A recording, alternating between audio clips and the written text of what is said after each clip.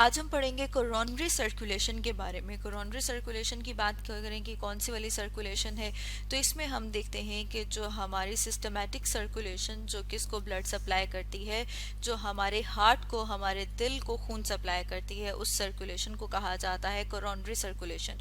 और अगर हम बात करें सिस्टमैटिक सर्कुलेशन की, तो जैसे कि हमने अपनी लास्ट वीडियो में डिस्कस किया था कि सिस्टमैटिक सर्कुलेशन वो सर्कुलेशन है जिसमें हमारा हार्ट जो है, हमारा दिल जो है, वो ब्लड को पंप करता है बॉडी के डिफरेंट ऑर्गन्स तक, लंग्स के अलावा। ठीक है, हम देखते हैं कि जो बॉडी के डिफरेंट ऑर्गन्स, डिफरेंट टिश्यूज तक जो ब्लड पहुंचता है, उसे क्या कहा जाता है? उसे कहा जाता है सिस्टमैटिक सर्कुलेशन। और जो लंग्स तक पहुंचता है उसे क्या कहा जाता है? उसे कहा जाता है पल्मोनरी सर्कुलेशन। तो कोरोनरी सर्कुलेशन कौन सी वाली सर्कुलेशन है? जैसे कि हम जानते हैं कि हमारी बॉडी के हर सेल को क्या चाहिए? अपने फंक्शन को नॉर्मली परफॉर्म करने के लिए ऑक्सीजन चाहिए। तो इसका मतलब है कि हार्ट जो हमारा दिल है, जो कि इतना वाइटल ऑर्गन है, जो बॉडी के हर सेल को ब्लड सप्लाई कर रहा है, ब्लड पंप करता है, उसके अपने सेल्स को भी क्या चाहिए? उसके अपने सेल्स को भी ऑक्सीजन चाहिए। इसके अलावा उसके अपने सेल्स को खुराक चाहिए, न्यूट्रिएंट्स चाहिए। और जितने भी हम देखते हैं कि जो एक्सचेंज होता है ऑक्सीजन का, इसके अलावा हम देखते हैं न्यूट्रिएंट्स का वो किसके जरिए से होता है? वो ब्लड के जरिए से।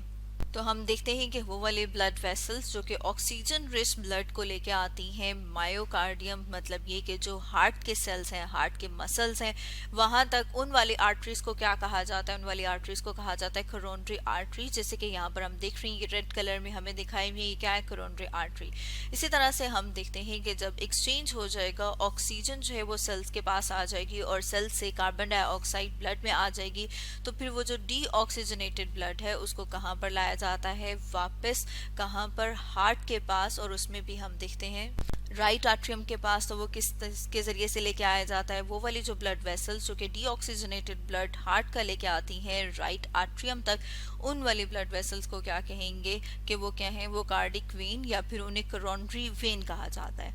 अब अगर हम फर्दर देखें थोड़ा सा डिटेल में, तो जैसे कि यहाँ पर हम देख रहे हैं ह्यूमन हार्ट को, उसमें हम देख रहे हैं क्या प्रेजेंट है? यहाँ पर हम देख रहे हैं कि दो कोरोनरी आर्टरीज हैं जो कहाँ से अराइज हो रही हैं? जो एओर्टा से। यहाँ पर हम देख रहे हैं एओर्टा, जो कि हम कहते हैं हमारी बॉडी की लार्जेस्ट आर्टरी है, उसमें से फर्दर अराइज हो रही है, जिसमें से एक हम देख रहे हैं कौन सी वाली है? लेफ्ट। और दूसरी हम देख रहे हैं कि राइट कोरोनरी आर्टरी। ये जो है ये left coronary artery. Left coronary artery में भी फर्दर हम देखते हैं कि ये वाली जो आर्टरी है इसे क्या कहा जाता है? Circumflex artery.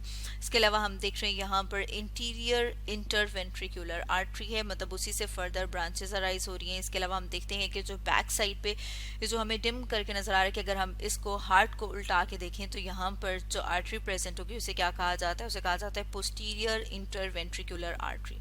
इसके अलावा हम देखते हैं कि जो राइट कोरोनरी आर्टरी से फर्दर जो ब्रांचेस अराइज हो रही हैं, उसमें हम देखते हैं ये वाली जो है मार्जिनल आर्टरी। इस तरह से अगर हम हार्ट के चैम्बर्स की बात करें, तो उसमें हम देखते हैं कि ये जो चैम्बर है, अपर वाले जो हैं वो कौन से होते हैं? आर्ट्रिया। और जो लोअर हैं वो कौन से हैं? वेंट्रिकल।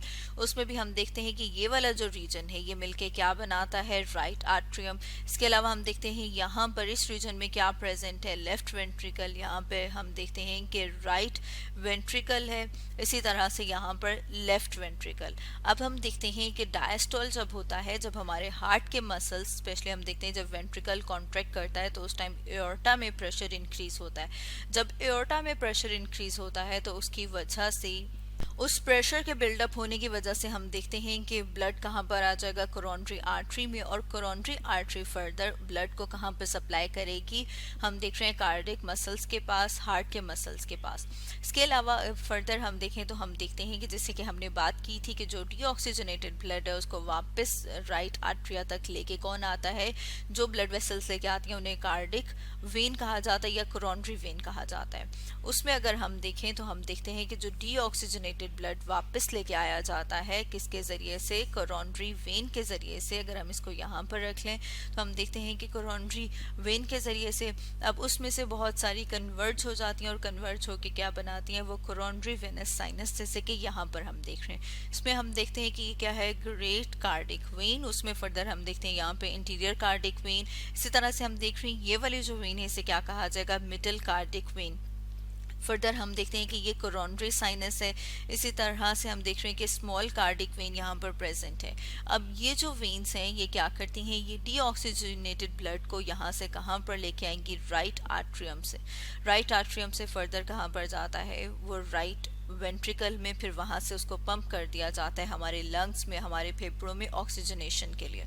फर्दर हम देखते हैं कि अगर हम बात करें तो जो हमारा हार्ट है वो तकरीबन ब्लड में से 70 to 75% ऑक्सीजन जो है वो ले लेता है। मतलब ये कि 70 से 75% तक जो ऑक्सीजन है वो कहाँ पर आएगी, वो from blood into the coronary circulation. Coronary circulation जो कि हमने बात की थी, वो सर्कुलेशन जिसके ज़रिए से हार्ट के जो सेल्स हैं, दिल के जो सेल्स हैं, जो मसल्स हैं, वहाँ तक ब्लड को सप्लाई किया जाता है।